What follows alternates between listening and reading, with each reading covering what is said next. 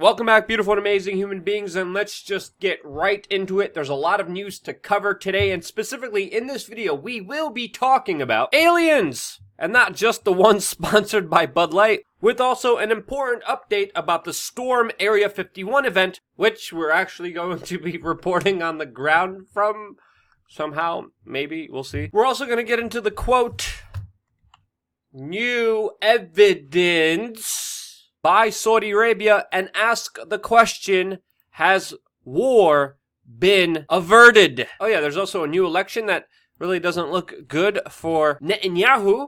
All that plus a lot more on this independent media channel that is sponsored by you. And one ways you could keep us going is by simply watching our videos, being subscribed, clicking the like button, which, interestingly enough, we're getting a new wave of a lot of people being unsubscribed from our channel when they actually didn't do it. I'm getting a ton of messages, so just make sure you're subscribed. And the best way to really stay in contact with us is through our free email list, which you could sign up just by simply clicking the link below and putting in your email address. And then, no longer are there any controllers, algorithms. Well, crap, also, yeah, they started putting the emails in spam. So yeah, also check your spam, yeah. Gosh darn it, there's no way to really get around the censorship of independent media, but it's still not going to stop us in any way. We're going to keep moving forward, and having a list of emails that could directly go out to you does make a big difference for us, and actually make sure that the majority of people do actually see our email, and helps us get through the algorithm from totally suppressing us. So click the subscribe button, put it in your email, and make sure that on some level, we could still send you the latest and most important information directly to you.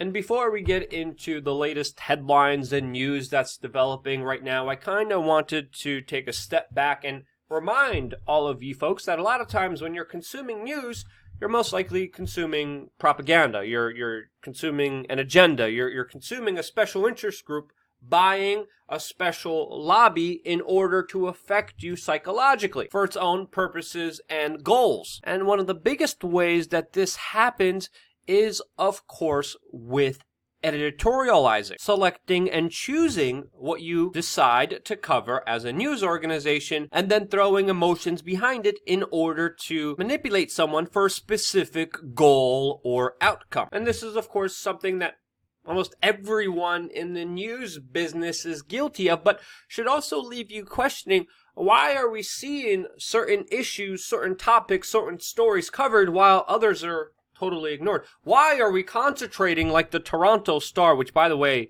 is allegedly the largest daily newspaper in all of Canada, concentrating on a restaurant that makes chicken sandwiches with their tweet, their headline here. Let me read this to you. This is a perfect demonstration of the emotional manipulation that happens with mainstream media. Their headline reads, quote, Chick-fil-A has released a poison into the city that tells queer people we're less welcome here. We're less safe. We're always surrounded by people who hate us, but now those people can show us how easily they reach for their hate.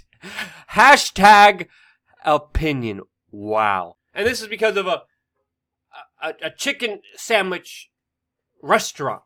And this is the main problem. This is the main issue, that they decide to focus your attention on something that is literally make-believe. Meanwhile, issues that actually do matter, like, you know, the worst humanitarian crisis in the world right now being committed by Western powers along with Saudi Arabia in Yemen? No.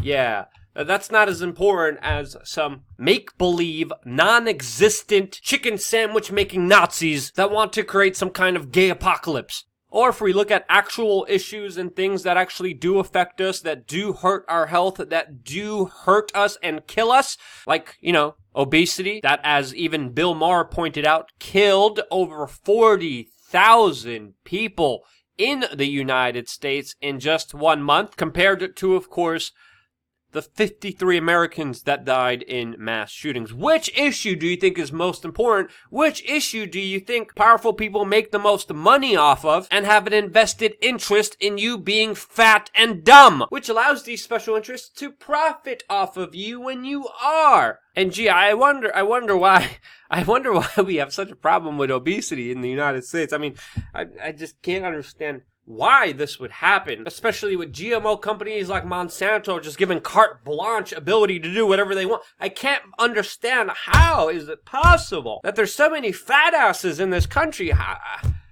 don't know what's happening here. But oh yeah, 7 people died from vapes. Definitely get an alert about that.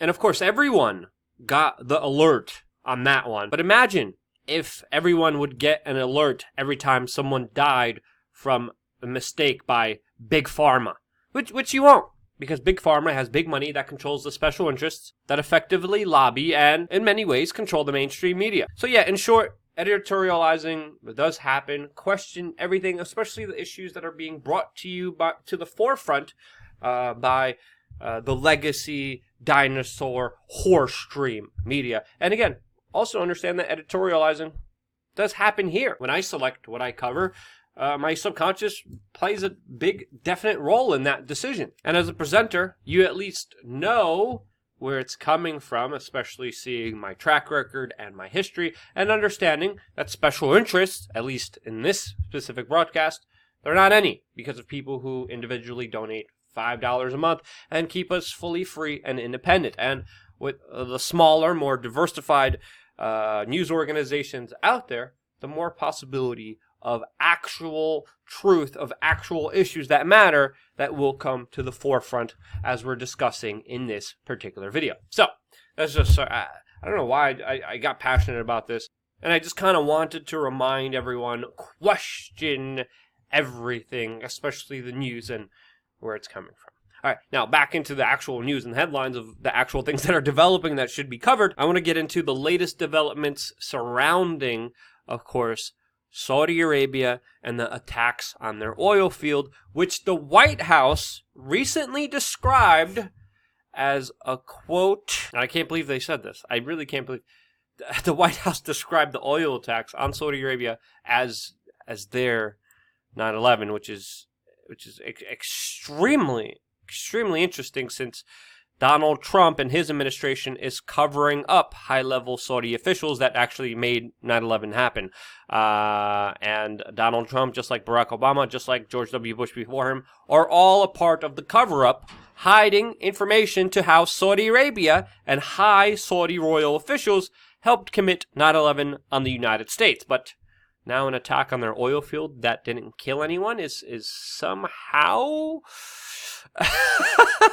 somehow they're 9/11. And the developments here are very, very important. The spin and propaganda and editorializing and just the way that the media has been covering this has been absolutely sickening.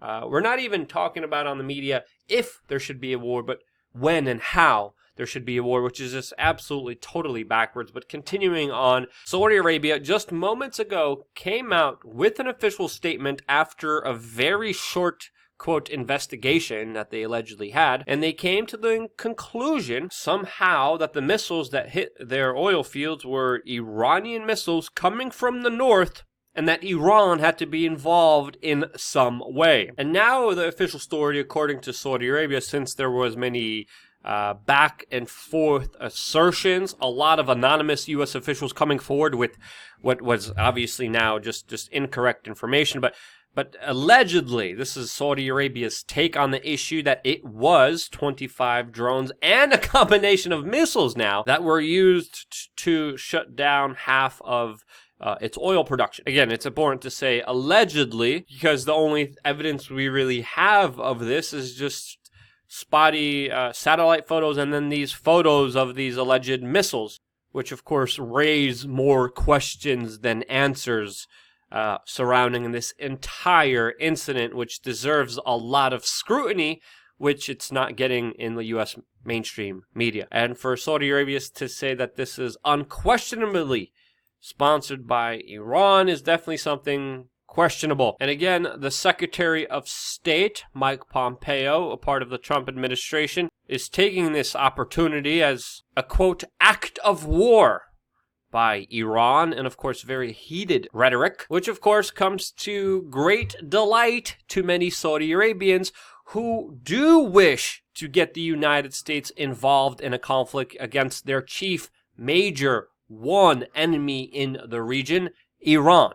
Since, of course, Saudi Arabia and Iran have been facing off for a very long time, and it would work to the greatest benefit of Saudi Arabia to get the United States behind them to get rid of their chief oil energy competitor and enemy in the region, which also, by the way, symbolizes a greater clash of civilizations between the Sunni and Shia Muslims in the region that has been brewing for a very long time. There is no love affair between these major sects of Islam, which have been butting heads for a long time and have been continuing proxy wars in places like Syria and Yemen in modern day. So yeah, we also have to understand here and to question any evidence provided by Saudi Arabia, since, you know, they actively participated in 9/11, and also they have an invested interest that would benefit them greatly if they could get the United States involved in the war against their chief enemy. So this is questions and analysis that, again, sadly,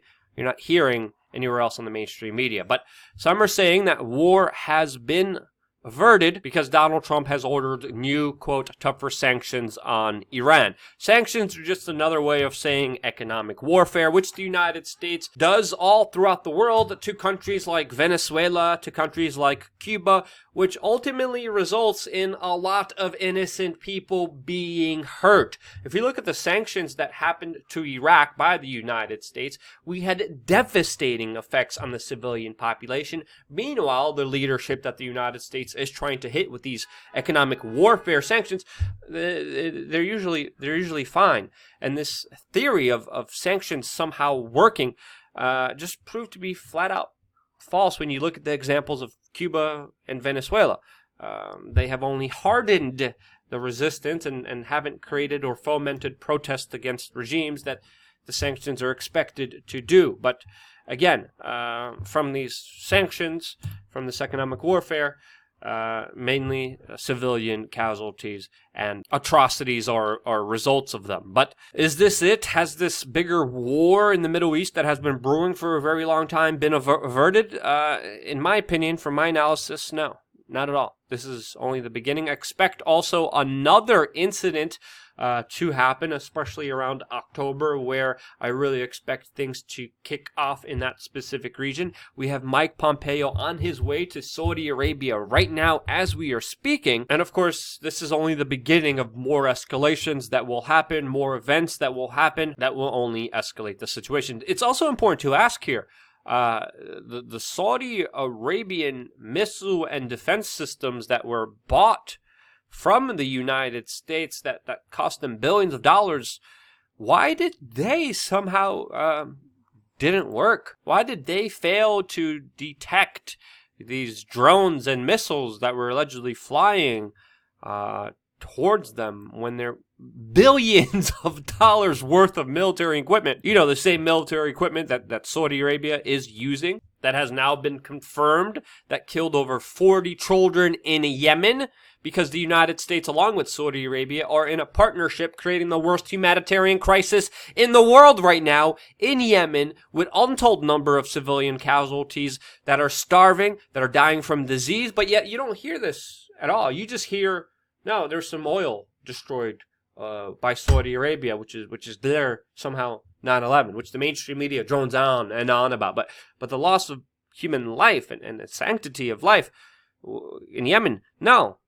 You're not going to hear anything about that, and how many Houthi rebels are fighting against Saudi Arabia and the United States, who fight alongside Al-Qaeda, by the way. That's another important aspect here. It's been reported by many publications, including the AP, in an official investigation that the Saudi-US-led coalition is aiding and abetting Al-Qaeda rebels in Yemen to fight against the Houthis. That's the side that we're on here.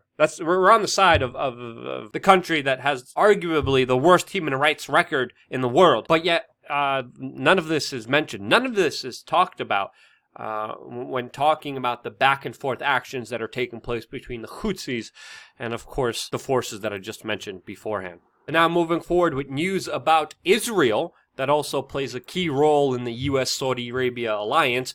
We have breaking news coming from the latest election, which struck a very hard blow against the current Prime Minister, Benjamin Netanyahu, who failed to win the majority in the Israeli election with his hard-right coalition. This, of course, signals that Netanyahu is in political trouble and that there is a major chance that he will lose his political position. This would signal a very significant turn geopolitically with Israel, since Netanyahu and Trump have been acting like BFFs, and now in Israel, with neither party being able to secure a majority victory, Netanyahu, who by the way has been indicted on corruption charges and is involved in many scandals, his fate will be sealed by Israel's president, who will decide which candidate he believes could have the best chance to form a stable coalition, a stable government, which will happen in about 6 weeks, which of course we're going to be following very closely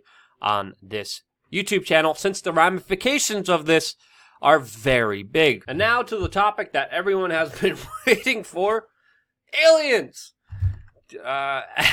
And this is really interesting to see, specifically with the latest development with the U.S. Navy coming out publicly and saying that the UFO videos, specifically the leaked videos from Navy pilots that show U.S. Navy aircraft with UFOs, unidentified flying objects, that these videos are absolutely real, cannot be explained with modern science, and do aerial maneuvers that aren't possible with modern aviation technology. So yeah, the U.S. Navy is pretty much saying aliens and alien technology does exist and have been pictured and documented here in this world. So aerial UFO sightings are real and they can't be explained by our government. Yeah, you know, this is kind of a mind-blowing thing. I, again, would question this information since it comes from the U.S. Navy. The U.S. military doesn't have the best track record of always telling the truth. I automatically think of Project Blue Beam when seeing these headlines, and anything is possible here, but sure as hell question the U.S. Military on this specific issue, because there may be a bigger agenda or a bigger event linked to this that probably will deserve a lot of scrutiny. But it's interesting seeing the top brass of the U.S. military finally talk about this openly. I mean, even recently, an Air Force spokesperson came out and said, don't storm Area 51, and played very coy when asked if actual aliens were there. Now, this is all on the heels of the Storm Area 51 event being canceled, with the Facebook page still up, still showing 2.1 million people going, 1.5 million people interested in going to this fictional event, which actually had other events, like alien stock, planned around the U.S. military base, which have been moved to downtown Las Vegas or just completely canceled, which most likely still won't stop a lot of other people. People were worried could create a humanitarian disaster, which even led to a big legal battle about permits and having the event take place, as even the Storm Area 51 creator leading him to pull out of his own event, fearing a Fry Festival 2.0. And regardless of what happens, it's let's just say it's going to be interesting. With already other YouTubers being arrested for being around Area 51, I am just absolutely dumbfounded at it all, and I'm curious to actually see what will happen. So yeah, that's why I'm going to be making my way down there to get a first-hand eye view of the events that are going to be unfolding. That I'm going to try to somehow report on, which you could most likely find out everything about through my Instagram.com/LukeWeAreChange. It will be in the description. And of course, through our email list, which we will be sending exclusive updates on, specifically relating to this event. So yeah, it's going to be interesting, to say the least. Wish us luck, and thank you for supporting independent media. Thanks for standing with me for so long with this particular video. I always appreciate all of you amazing human beings, especially the ones who watch all the way up to the end, and that's why I always say, love you guys. Stay tuned for more here on WeAreChange.org. And hell, why not just do a road trip down to Area 51, right?